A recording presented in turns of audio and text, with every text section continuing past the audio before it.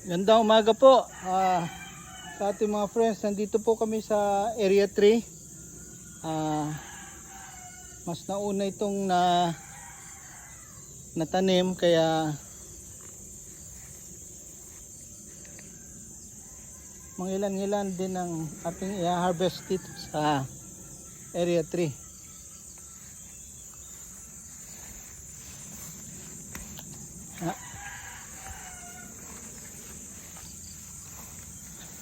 So ito yung harvest namin dito sa Area 3. Medyo maganda-gandang size niya.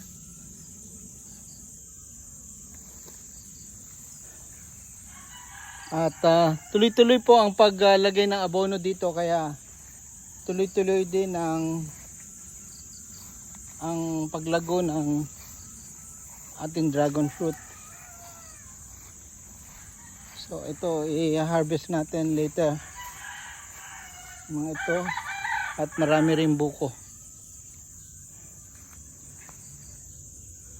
at marami rin tatanggalin na ipoprune ng mga sanga, at kasama po yan sa paggrow ng ating dragon fruit.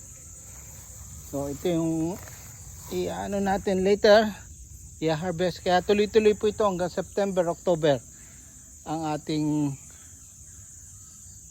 harvest dito sa Area 3. So yan lang po ang aming report sa Area 3. Magandang umaga at happy Sunday sa lahat sa inyo.